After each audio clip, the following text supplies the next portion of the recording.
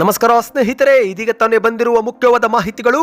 ಇತಿಹಾಸದಲ್ಲೇ ಹೊಸ ದಾಖಲೆ ಮಾಡಿದಂತ ಮುಖ್ಯಮಂತ್ರಿ ಸಿದ್ದರಾಮಯ್ಯನವರು ದಾಖಲೆ ಮುರಿಯಲೆಂದೇ ನಿರ್ಮಾಣವಾಗುತ್ತವೆ, ನನ್ನ ದಾಖಲೆ ಮುರಿಯುವ ನಾಯಕರು ಕೂಡ ಬರಬಹುದು ಎಂದು ಸಿದ್ದರಾಮಯ್ಯನವರ ಹೇಳಿಕೆ. ಇದೇ ಮಧ್ಯೆ ಸಿದ್ದರಾಮಯ್ಯನವರೇ ಕಾಂಗ್ರೆಸ್ ಪಕ್ಷದ ಕೊನೆಯ ಮುಖ್ಯಮಂತ್ರಿ ಎಂದು ಎಚ್.ಡಿ. ಕುಮಾರಸ್ವಾಮಿ ಅವರ ಆಕ್ರೋಶ. ಯಾಕೆ ಏನಾಯ್ತು, ವಿಡಿಯೋನ ಪೂರ್ತಿಯಾಗಿ ನೋಡಿ. ನೀವು ಕೂಡ ಏನಾದರೂ ಚಿನ್ನ ಅಥವಾ ಬೆಳ್ಳಿ ಪ್ರಿಯರಾಗಿದ್ರೆ ಶಾಕಿಂಗ್ ಮಾಹಿತಿ. 3 ಲಕ್ಷ ರೂಪಾಯಿ ದಾಟಲಿದೆ ಚಿನ್ನ, ಯಾವಾಗ ದಾಟುತ್ತೆಂಬ ಕುರಿತಂತೆ ಅಚ್ಚರಿ ಭವಿಷ್ಯ ನುಡಿದಂತ ಪ್ರಸಿದ್ಧ ಮಾರುಕಟ್ಟೆ ತಂತ್ರಜ್ಞ ಎಲ್ಲ ಮಾಹಿತಿ ಬಂದಿವೆ ಸ್ನೇಹಿತರೆ. ಮತ್ತೆ ಚಿನ್ನದ ಬೆಲೆಯಲ್ಲಿ ಭಾರಿ ಏರಿಕೆ ಆಗಿದೆ. ಮತ್ತೊಂದೆಡೆಯಲ್ಲಿ ರೈಲ್ವೆ ಮೇಲ್ಸೇತುವೆ ಶಂಕುಸ್ಥಾಪನೆಗೆ ಬಂದಂತ ಸಚಿವ ಸೋಮಣ್ಣಗೆ ಮುಖಭಂಗ. ಹೊಡೆದಾಡಿಕೊಂಡ ಕಾಂಗ್ರೆಸ್ ಮತ್ತು ಬಿಜೆಪಿ ಕಾರ್ಯಕರ್ತರು ಕಾರ್ಯಕ್ರಮ ಅರ್ಧಕ್ಕೆ ಮೊಟಕುಗೊಳಿಸಿ ಹೊರ ನಡೆದಿದ್ದಾರೆ. ಎಲ್ಲ ಮಾಹಿತಿ ನೋಡೋಣ. ಗೃಹಲಕ್ಷ್ಮಿಯರಿಗೆ ಮತ್ತೊಂದು ಮುಖ್ಯವಾದ ಮಾಹಿತಿ. ನಿಮ್ಮ ಬ್ಯಾಂಕ್ ಖಾತೆಗೆ ಬಾಕಿ ಕಂತು ಜಮಾ ಆಗುತ್ತಿಲ್ಲವೆಂದ್ರೆ ಈ ಮಾಹಿತಿಯನ್ನು ಪೂರ್ತಿಯಾಗಿ ನೋಡಿ. ಎಲ್ಲ ಸುದ್ದಿಗಳನ್ನ ಡೀಟೇಲ್ ಆಗಿ ನೋಡೋಕ್ಕಿಂತ ಮೊದಲು ನೀವು ಸುದ್ದಿ 9 ಯೂಟ್ಯೂಬ್ ಚಾನಲ್ಗೆ ಮೊದಲು ಬಾರಿ ಭೇಟಿ ಕೊಡುತ್ತಿದ್ರೆ ದಯವಿಟ್ಟು ಸಬ್ಸ್ಕ್ರೈಬ್ ಆಗಿ ಪಕ್ಕದಲ್ಲಿ ಕಾಣಿಸೋ ಗಂಟೆ ಒತ್ತಿ. ಇದರಿಂದ ರಾಜ್ಯದ ಮುಖ್ಯವಾದ ಮಾಹಿತಿಗಳು ನಿಮಗೆ ಸಿಗುತ್ತವೆ. ವಿಡಿಯೋಗೆ ಲೈಕ್ ಮಾಡಿ ಮತ್ತು ವಿಡಿಯೋ ಪೂರ್ತಿಯಾಗಿ ನೋಡಿ. ಬನ್ನಿ ಸ್ನೇಹಿತರೆ, ಎಲ್ಲ ಮುಖ್ಯವಾದ ಮಾಹಿತಿಗಳನ್ನ ಡೀಟೇಲ್ ಆಗಿ ನೋಡೋಣ. ನಿಮಗೆಲ್ಲರಿಗೂ ಗೊತ್ತಿರುವಂತೆ ರಾಜ್ಯದಲ್ಲಿ ಮುಖ್ಯಮಂತ್ರಿ ಸಿದ್ದರಾಮಯ್ಯನವರು ಹೊಸ ಇತಿಹಾಸ ಸೃಷ್ಟಿ ಮಾಡಿದ್ದಾರೆ.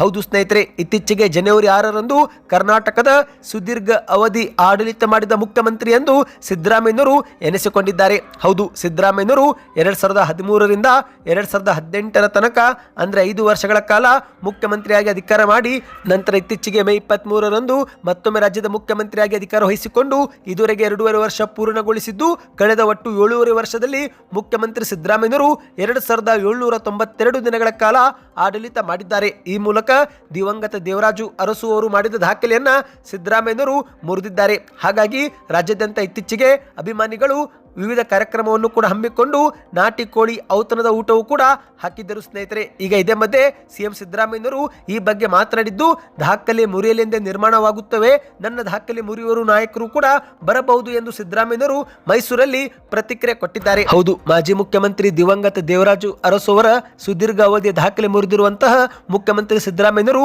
ಇದೆಲ್ಲವೂ ಕೂಡ ಜನರ ಆಶೀರ್ವಾದದಿಂದಲೇ ಸಾಧ್ಯವಾಗಿದೆ ಎಂದು ತಿಳಿಸಿದ್ದಾರೆ ಸ್ನೇಹಿತರೆ. ಹೌದು ಗೆಳೆಯರೆ, ಸುದ್ದಿಗಾರರ ಮುಂದೆ ವಿಮಾನ ನಿಲ್ದಾಣದ ಬಳಿ ಮಾತನಾಡಿದಂತ ಮುಖ್ಯಮಂತ್ರಿಯವರು ಇದೆಲ್ಲವೂ ಸಹ ಜನರ ಆಶೀರ್ವಾದದಿಂದಲೇ ಸಾಧ್ಯವಾಗಿದೆ, ಅರಸು ಅವರು ಸಹ ಮೈಸೂರಿನವರೇ ಆಗಿರುವುದು ಸಂತೋಷದ ಸಂಗತಿ ಎಂದು ಮುಖ್ಯಮಂತ್ರಿಯವರು ಹೇಳಿದ್ದಾರೆ. ನಾನು ಅರಸು ಅವರು ಮಾಡಿದ ದಾಖಲೆ ಮುರಿದಿದ್ದೇನೆಂಬುದು ನನಗೆ ಗೊತ್ತಿದ್ದಿಲ್ಲ, ಮಾಧ್ಯಮದಲ್ಲಿ ನೋಡಿದ ಮೇಲೆನೆ ನನಗೂ ಕೂಡ ಗೊತ್ತಾಯಿತು ಎಂದು ಸಿದ್ದರಾಮಯ್ಯನವರು ಹೇಳಿದ್ದಾರೆ ಸ್ನೇಹಿತರೆ. ಅಂದ ಹಾಗೆ ಇದೊಂದು ಕಡೆ ಆದರೆ ಮತ್ತೊಂದೆಡೆಯಲ್ಲಿ ಮುಖ್ಯಮಂತ್ರಿ ಸಿದ್ದರಾಮಯ್ಯನವರ ವಿರುದ್ಧ ಎಚ್.ಡಿ. ಕುಮಾರಸ್ವಾಮಿ ಅವರು ಕಿಡಿಕಾರಿದ್ದಾರೆ. ಸಿದ್ದರಾಮಯ್ಯನವರೇ ಕಾಂಗ್ರೆಸ್ ಪಕ್ಷದ ಕೊನೆಯ ಮುಖ್ಯಮಂತ್ರಿ ಎಂದು ವಾಗ್ದಾಳಿ ಮಾಡಿದ್ದಾರೆ. ಬೆಂಗಳೂರಲ್ಲಿ ಮಾತನಾಡಿರುವಂತಹ ಕೇಂದ್ರದ ಸಚಿವ ಎಚ್.ಡಿ. ಕುಮಾರಸ್ವಾಮಿ ಅವರು ಈಗದೇನೋ ಮುಖ್ಯಮಂತ್ರಿ ಸಿದ್ದರಾಮಯ್ಯನವರು ದೇವರಾಜು ಅರಸು ದಾಖಲೆ ಮುರಿದಿದ್ದಾರಂತೆ, ಯಾವ ಭಾಗ್ಯಕ್ಕೆ ಇದೆಲ್ಲ, ರಾಜ್ಯದ ಪರಿಸ್ಥಿತಿ ನೋಡಿದ್ರೆ ಈ ದಾಖಲೆಗೆ ಮಣ್ಣು ಹೊಯ್ದುಕೊಳ್ಳಬೇಕು, ಕರ್ನಾಟಕದಲ್ಲಿ ಇವರೇ ಕಾಂಗ್ರೆಸ್ ಪಕ್ಷದ ಕೊನೆಯ ಮುಖ್ಯಮಂತ್ರಿ ಆಗಲಿದ್ದಾರೆ ಎಂದು ಎಚ್.ಡಿ. ಕುಮಾರಸ್ವಾಮಿ ಅವರು ಆಕ್ರೋಶ ವ್ಯಕ್ತಪಡಿಸಿದ್ದಾರೆ.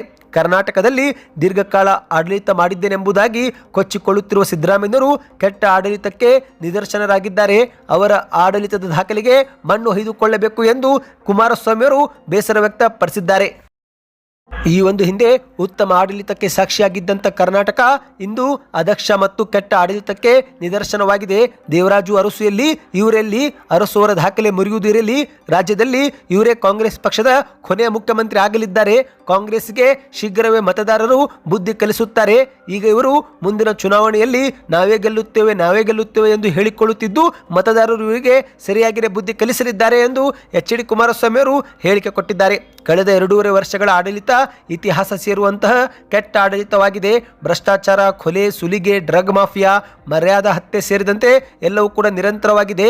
ಇದನ್ನು ಹತ್ತಿಕ್ಕಲು ಸಾಧ್ಯವಾಗದೆ ಕೇವಲ ದಾಖಲೆ ಮಾಡಲೆಂದೇ ಮುಖ್ಯಮಂತ್ರಿಯಾಗಿ ಆಡಳಿತ ಮಾಡುವಂತಿದೆ ಎಂದು ಕುಮಾರಸ್ವಾಮಿ ಅವರು ಕಿಡಿಕಾರಿದ್ದಾರೆ. ಕರ್ನಾಟಕದಲ್ಲಿ ಅಧಿಕಾರಿಗಳು ಗುಲಾಮರಾಗಿದ್ದಾರೆ, ಕೆಲಸ ಮಾಡ್ತಿದ್ದಾರೆ, ಸ್ವಾತಂತ್ರ್ಯ ಎಂಬುದೇ ಇಲ್ಲ, ಬ್ಯಾಟ್ರಿ ಹಾಕಿ ಹುಡುಕಿದ್ರು ಒಬ್ಬ ಒಳ್ಳೆ ಅಧಿಕಾರಿಗಳು ಸಿಗುತ್ತಿಲ್ಲ ಎಂದು ಕುಮಾರಸ್ವಾಮಿ ಅವರು ನೇರವಾಗಿ ಆರೋಪ ಮಾಡಿದ್ದಾರೆ. ಬನ್ನಿ ಸ್ನೇಹಿತರೆ, 3ನೇ ಮುಖ್ಯವಾದ ಮಾಹಿತಿಗೆ ಹೋಗೋಣ. ನೀವು ಕೂಡ ಚಿನ್ನ ಪ್ರಿಯರಾಗಿದ್ರೆ ನಿಮಗೆ ಇದೊಂದು ಮುಖ್ಯವಾದ ಮಾಹಿತಿ ಆಗಲಿದೆ. ಹೌದು, ಚಿನ್ನದ ಬೆಲೆ ಮತ್ತೆ ಏರಿಕೆ ಕಾಣ್ತಾ ಇದೆ ಸ್ನೇಹಿತರೆ. ಇಂದಿನ ಚಿನ್ನದ ಬೆಲೆ ನೀವು ತಿಳಿದುಕೊಳ್ಳಲೇಬೇಕು. ಹೌದು, 2026 ಆರಂಭವಾದಾಗಲಿಂದ ಚಿನ್ನದ ಬೆಲೆ ಮೆಲ್ಲನೆ ಇಳಿಕೆ ಆಗಿತ್ತು, ಆದರೆ ಇದೀಗ ಮತ್ತೊಮ್ಮೆ ಚಿನ್ನ ಏರಿಕೆ ಕಾಣ್ತಾ ಇದೆ. ಈ ಒಂದು ಹಿಂದೆ 1,40,000 ಟಚ್ ಮಾಡಿ ಚಿನ್ನ 1,36,000ವರೆಗೆ ಬಂದಿತ್ತು. ಇದೀಗ ಮತ್ತೊಮ್ಮೆ 1,39,800 ರೂಪಾಯಿ ಆಸುಪಾಸು ಚಿನ್ನ ಬಂದಿದೆ. ಈ ಬಾರಿ 1,40,000 ಕ್ರಾಸ್ ಮಾಡಿದರೆ ಮುಂದಿನ ಟಾರ್ಗೆಟ್ 1,45,000 ರೂಪಾಯಿ ಅಥವಾ 1,50,000 ರೂಪಾಯಿ ಎಂದು ಹೇಳಲಾಗಿದೆ. ಹೌದು ಸ್ನೇಹಿತರೆ, ಚಿನ್ನ ಪ್ರಿಯರಿಗೆ ಶಾಕಿಂಗ್ ಮಾಹಿತಿ. ಇದೀಗ 24 ಕ್ಯಾರೆಟ್ ಪ್ರತಿ ಗ್ರಾಮ್ ಚಿನ್ನ 13,880 ರೂಪಾಯಿ, ಅಂದ್ರೆ ಸ್ನೇಹಿತರೆ ಆಸುಪಾಸು 13,900 ರೂಪಾಯಿ ಅಂತ ಹೇಳ್ಬೋದು. 10 ಗ್ರಾಮ್ಗೆ 1,39,900 ರೂಪಾಯಿ ಸ್ನೇಹಿತರೆ, ಅಂದ್ರೆ 1,40,000 ರೂಪಾಯಿಗೆ ಕೇವಲ 100 ರೂಪಾಯಿ ಮಾತ್ರ ಡಿಫರೆನ್ಸ್ ಇದೆ. ಶೀಘ್ರವೇ ಇದು ಕೂಡ ಕ್ರಾಸ್ ಆಗಲಿದೆ ಎಂದು ಹೇಳಲಾಗಿದೆ. ಇನ್ನು ಅಷ್ಟು ಮಾತ್ರವಲ್ಲ ಸ್ನೇಹಿತರೆ, 1,40,000 ರೂಪಾಯಿ ಇರುವಂತ ಚಿನ್ನ ಮುಂಬರುವ ದಿನಗಳಲ್ಲಿ 3 ಲಕ್ಷ ರೂಪಾಯಿ ದಾಟಲಿದೆ ಅಂತೆ. ಹೌದು, ಚಿನ್ನವೆಂದ್ರೆ ಯಾರಿಗೆ ತಾನೇ ಇಷ್ಟ ಇಲ್ಲ ಹೇಳಿ ಸ್ನೇಹಿತರೆ. ಹೆಣ್ಣು ಮಕ್ಕಳಿಗೆ ಆಭರಣದ ಕ್ರೇಜ್ ಆದ್ರೆ ಹೂಡಿಕೆ ಮಾಡುವವರಿಗೆ ಚಿನ್ನ ಅಂದ್ರೆ ಲಾಭದ ಗಣಿಯಾಗಿದೆ. ಇತ್ತೀಚೆಗೆ ಪ್ರತಿಯೊಬ್ಬರು ಚಿನ್ನದಲ್ಲಿ ಹೂಡಿಕೆ ಮಾಡಲು ಇಷ್ಟಪಡ್ತಿದ್ದಾರೆ. ಹೌದು, ಇದೀಗ 2029 ವೇಳೆಗೆ ಚಿನ್ನದ ಬೆಲೆ 3 ಲಕ್ಷ ದಾಟುತ್ತೆ ಎಂದು ಪ್ರಸಿದ್ಧ ಮಾರುಕಟ್ಟೆ ತಂತ್ರಜ್ಞರಾಗಿರುವ ಎಡ್ ಆರ್ಡೆನಿಯವರು ಭವಿಷ್ಯವನ್ನ ನುಡಿದಿದ್ದಾರೆ. ಹೌದು, 2029-2030 ವೇಳೆಗೆ 10 ಗ್ರಾಮ್ ಚಿನ್ನ ಭಾರತೀಯ ಲೆಕ್ಕದ ಪ್ರಕಾರ 3,10,000 ದಾಟಬಹುದು ಎಂದು ಅಂದಾಜು ಮಾಡಿದ್ದಾರೆ ಸ್ನೇಹಿತರೆ. ನಿಮ್ಮ ಪ್ರಕಾರ ಚಿನ್ನದ ಬೆಲೆ ಕುಸಿತವಾಗಬೇಕು, ಏರಿಕೆ ಆಗಬೇಕು, ನಿಮ್ಮ ಅನಿಸಿಕೆ ಏನು ಎಂಬುದನ್ನು ನೀವು ಕಮೆಂಟ್ ಮಾಡಿ. ಬನ್ನಿದೀಗ ಮತ್ತೊಂದು ಮುಖ್ಯವಾದ ಮಾಹಿತಿಗೂ ಹೋಗೋಣ. ರೈಲ್ವೆ ಮೇಲ್ಸೇತುವೆಗೆ ಶಂಕುಸ್ಥಾಪನೆಗೆ ಕೊಪ್ಪಳಕ್ಕೆ ಬಂದಂತ ಕೇಂದ್ರದ ಸಚಿವ ಸೋಮಣ್ಣವರಿಗೆ ಮುಖಭಂಗವಾಗಿದೆ. ಹೌದು ಸ್ನೇಹಿತರೆ, ಕೊಪ್ಪಳದ ಹಿಟ್ನಾಳ್ ಗ್ರಾಮದಲ್ಲಿ ರೈಲ್ವೆ ಮೇಲ್ಸೇತುವೆ ಶಂಕುಸ್ಥಾಪನೆ ವೇಳೆ ಪ್ರೋಟೋಕಾಲ್ ವಿಚಾರ ಕುರಿತಂತೆ ಕಾಂಗ್ರೆಸ್ ಮತ್ತು ಬಿಜೆಪಿ ಕಾರ್ಯಕರ್ತರು ಹೊಡೆದಾಡಿಕೊಂಡಿದ್ದಾರೆ. ಈ ಒಂದು ಗದ್ದಲದಿಂದ ಕೇಂದ್ರದ ಸಚಿವ ಸೋಮಣ್ಣವರು ಕಾರ್ಯಕ್ರಮ ಅರ್ಧಕ್ಕೆ ಮೊಟಕುಗೊಳಿಸಿ ಅಲ್ಲಿಂದ ತೆರಳಿದ್ದಾರೆ. ಹೌದು, ರೈಲ್ವೆ ಮೇಲ್ಸೇತುವೆ ಶಂಕುಸ್ಥಾಪನೆ ವೇಳೆ ಭಾರಿ ಹೈಡ್ರಾಮಾ ನಡೆದು ಹೋಗಿದೆ. ಪ್ರೋಟೋಕಾಲ್ ವಿಚಾರಕ್ಕೆ ಕಾಂಗ್ರೆಸ್ ಬಿಜೆಪಿ ಕಾರ್ಯಕರ್ತರು ಗಲಾಟೆ ಮಾಡಿದ್ದು, ಇದರಿಂದ ಸೋಮಣ್ಣವರು ಸಿಟ್ಟಿಗೆದ್ದು ಕಾರ್ಯಕ್ರಮ ಅರ್ಧಕ್ಕೆ ಬಿಟ್ಟು ಹೋಗಿದ್ದಾರೆ. ಹೌದು, ಕೊಪ್ಪಳದ ತಾಲೂಕಿನ ಹಿಟ್ನಾಳ್ ಗ್ರಾಮದ ರೈಲ್ವೆ ಮೇಲ್ಸೇತುವೆ ಶಂಕುಸ್ಥಾಪನೆಗೆ ಬಂದಂತ ಸೋಮಣ್ಣವರು ಅರ್ಧಕ್ಕೆ ಬಿಟ್ಟು ಹೋಗಿದ್ದಾರೆ ಸ್ನೇಹಿತರೆ. ಯಾಕಂದ್ರೆ ಕಾರ್ಯಕ್ರಮದ ಆಹ್ವಾನ ಪತ್ರಿಕೆ ಮತ್ತು ಪ್ರೋಟೋಕಾಲ್ ನಲ್ಲಿ ಜಿಲ್ಲಾ ಉಸ್ತುವಾರಿ ಸಚಿವರಾಗಿರುವ ಶಿವರಾಜ ತಂಗಡಗಿ ಹಾಗೂ ಅಲ್ಲಿನ ಸಂಸದ ರಾಜಶೇಖರ್ ಹಿಟ್ನಾಳ್ ಅವರ ಹೆಸರನ್ನೇ ಹಾಕಿಲ್ಲ ಎಂದು ಕಾಂಗ್ರೆಸ್ ಕಾರ್ಯಕರ್ತರು ಆಕ್ರೋಶ ವ್ಯಕ್ತಪಡಿಸಿದ್ದಾರೆ. ಇನ್ನು ಈ ಒಂದು ಗಲಾಟೆ ಜೋರಾಗುತ್ತಿದ್ದಂತೆ ಕೆಲವರು ಕುರ್ಚಿಯನ್ನು ತೆಗೆದುಕೊಂಡು ಹೊಡೆದಾಡಿಕೊಂಡಿದ್ದಾರೆ. ಇನ್ನು ಈ ಒಂದು ನಡುವೆ ಶಿವರಾಜ ತಂಗಡಗಿ ಅವರು ಸಹ ಪ್ರೋಟೋಕಾಲ್ ವಿಚಾರ ಎತ್ತಿ ಹಿಡಿದು ಆಕ್ಷೇಪ ವ್ಯಕ್ತಪಡಿಸಿದ್ದಕ್ಕೆ ಸೋಮಣ್ಣ ಅವರು ಇಂಥ ಕಾರ್ಯಕ್ರಮದಲ್ಲಿ ಬಂದು ನೀವು ಪಟಾಲಂ ತೆಗೆದುಕೊಂಡು ಗಲಾಟೆ ಮಾಡಬೇಡಿ ಎಂದು ಹೇಳಿದ್ದಾರೆ. ಇದರಿಂದ ಶಿವರಾಜ ತಂಗಡಗಿ ಅವರು ಮತ್ತಷ್ಟು ಕೆರಳಿದ್ದು, ಇದೇ ಪರಿಣಾಮ ವೇದಿಕೆ ಬಳಿಯ ಇಬ್ಬರ ಬೆಂಬಲಿಗರ ನಡುವೆ ತೀವ್ರ ಗಲಾಟೆ ನಡೆದು ಹೋಗಿದೆ ಸ್ನೇಹಿತರೆ. ಮಾತಿನ ಚಕಮಕಿ ಜೊತೆಗೆ ತೀವ್ರ ಗಲಾಟೆಗೊಳ್ಳುತ್ತಿದ್ದಂತೆ ಸೋಮಣ್ಣವರು ಕಾರ್ಯಕ್ರಮದಿಂದ ಎದ್ದು ಹೋಗಿದ್ದಾರೆ. ಅಂದಹಾಗೆ ಕೆಲ ಗಂಟೆಗಳ ಕಾಲ ಕಾಂಗ್ರೆಸ್ ಕಾರ್ಯಕರ್ತರು ಸೋಮಣ್ಣವರ ಕಾರಿಗೆ ಅಡ್ಡು ಹಾಕಿ ಪ್ರತಿಭಟನೆ ಮಾಡಿದ್ದಾರೆ ಎಂದು ಹೇಳಲಾಗಿದೆ ಸ್ನೇಹಿತರೆ. ಇನ್ನು ಈ ಒಂದು ಗಲಾಟೆ ನಂತರ ಮಾಧ್ಯಮಗಳ ಮುಂದೆ ಪ್ರತಿಕ್ರಿಯೆ ಕೊಟ್ಟಂತ ಸೋಮಣ್ಣವರು ಪ್ರೋಟೋಕಾಲ್ ಏನು ಉಲ್ಲಂಘನೆ ಆಗಿಲ್ಲ, ಇದು ಸಂಪೂರ್ಣವಾಗಿ ಕೇಂದ್ರ ಸರ್ಕಾರದ ಹಣದಿಂದ ನಡೆಯುತ್ತಿರುವ ಯೋಜನೆ, ಉದ್ದೇಶಪೂರ್ವಕವಾಗಿಯೇ ಕಾರ್ಯಕರ್ತರ ನಡುವೆ ಗಲಾಟೆ ಮಾಡಿಸಲಾಗಿದೆ ಎಂದು ಸೋಮಣ್ಣವರು ಆರೋಪ ಮಾಡಿ ಅಲ್ಲಿಂದ ತೆರಳಿದ್ದಾರೆ ಸ್ನೇಹಿತರೆ. ಬನ್ನಿದೀಗ ಮತ್ತೊಂದು ಕೊನೆಯ ಮುಖ್ಯವಾದ ಮಾಹಿತಿಗೆ ಹೋಗೋಣ. ನೀವು ಇದುವರೆಗೆ ವಿಡಿಯೋಗೆ ಲೈಕ್ ಮಾಡಿಲ್ಲವೆಂದರೆ ದಯವಿಟ್ಟು ಲೈಕ್ ಮಾಡಿ ಮತ್ತು ಚಾನಲ್ಗೂ ಕೂಡ ಸಬ್ಸ್ಕ್ರೈಬ್ ಆಗಿ. ಬನ್ನಿ ಸ್ನೇಹಿತರೆ, ಗೃಹಲಕ್ಷ್ಮಿ ಯೋಜನೆ ಕುರಿತಂತೆ ಒಂದು ಮುಖ್ಯವಾದ ಮಾಹಿತಿ ಬಂದಿದೆ.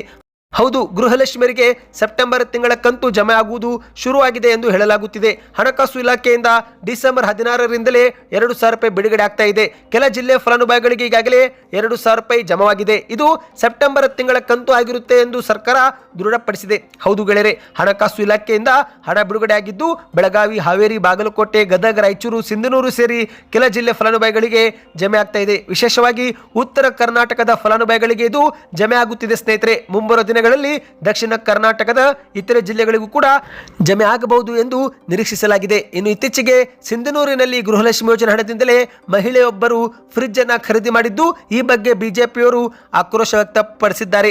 ಫ್ರಿಡ್ಜ್ ತೋರಿಸಿ ನಮಗೆ ಲೆಕ್ಕ ಮರೆಸಬೇಡಿ, ಬಾಕಿ ಕಂತಿನ ಹಣ ಲೆಕ್ಕ ಕೊಡಿ ಎಂದು ಬಿಜೆಪಿ ನಾಯಕರು ಟ್ವೀಟ್ ಮಾಡಿದ್ದಾರೆ ಸ್ನೇಹಿತರೆ.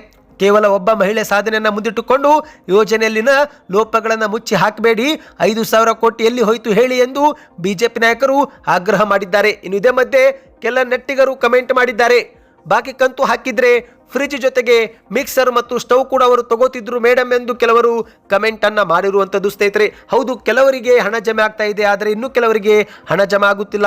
ಹಾಗಾಗಿ ನಿಮ್ಮ ಬ್ಯಾಂಕ್ ಖಾತೆಗೆ 2,000 ರೂಪಾಯಿ ಜಮಾ ಆಗಿದ್ರೆ ನಿಮ್ಮ ಊರಿನ ಹೆಸರನ್ನ ಕಮೆಂಟ್ ಮಾಡಿದ್ರಿಂದ ಯಾವೆಲ್ಲ ಜಿಲ್ಲೆಗಳಿಗೆ ಹಣ ಜಮೆ ಆಗ್ತಾ ಇದೆ ಎಂಬುದು ಒಂದು ಮಾಹಿತಿ ನಮಗೆ ಸಿಗುತ್ತೆ ಸ್ನೇಹಿತರೆ. ವಿಡಿಯೋ ಇಷ್ಟವಾಯ್ತಾ? ದಯವಿಟ್ಟು ವಿಡಿಯೋಗೆ ಲೈಕ್ ಮಾಡಿ, ಚಾನಲ್ಗೆ ಸಬ್ಸ್ಕ್ರೈಬ್ ಆಗಿ ಮತ್ತು ದಯವಿಟ್ಟು ವಿಡಿಯೋ ಶೇರ್ ಮಾಡಿ.